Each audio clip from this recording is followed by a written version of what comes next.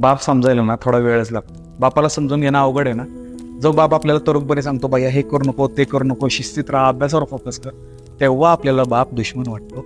मोठं झाल्यावर कळतं की बापच दोस्त आणि हितचिंतक आहे. करिअर करायला घर सोडतो, बाहेरच्या गावात जातो, करिअर करतो, पहिला पगार हातात येतो. पहिला पगार हातात आला की आपण सगळ्यांचा खर्च भागवतो. खर्च भागवतो कळतं मला काहीच राहिलं नाही.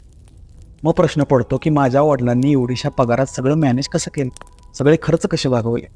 घर सोडलं, लांब गेलो, बाप. दिवाळी आली, उत्साहात सगळ्यांना कपडे घेतले, सगळ्यांना काही ना काही तर घेतलं. मला घ्यायची वेळ आली तेव्हा मी थोडा मागं सरकलो. मग प्रश्न पडला, मी पप्पासारखाच होतोय. पप्पाने तरी कधी कुठं काय स्वतःला घेत. घर सोडलं की बाप कळतो. लहानपणी वाटायचं की पप्पा शांत शांत का असतो, पप्पा हसत का नाही, दुकानातून आला, जॉबवरून आला की पप्पा शांत का बसतो. मोठं झाल्यावर त्या प्रश्नांची उत्तरं मिळतात. ज्या सफरिंगमधून, ज्या पेनमधून, ज्या सगळ्या गोष्टीतून तुम्ही आता जाताय, त्या गोष्टीतून 10 पटीनं तुमचा आणि माझा बाप गेले.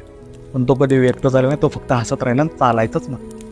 आणि बाप चालायचंच म्हणला म्हणून घर चालत राहिलं. बाप कधी व्यक्त होत नाही, तो फक्त हसतो आणि शांत बसतो. मोठं व्हाल तसं बाप समजतो. आज दिवस खास आहे पण बापाचा कुठला असा खास दिवस नसतो. बाप आहे म्हणून प्रत्येक दिवस खास असतो. Happy father's day. आणि भावा, आज जर बापाला मिठी मारू शकला तर खूप भारी.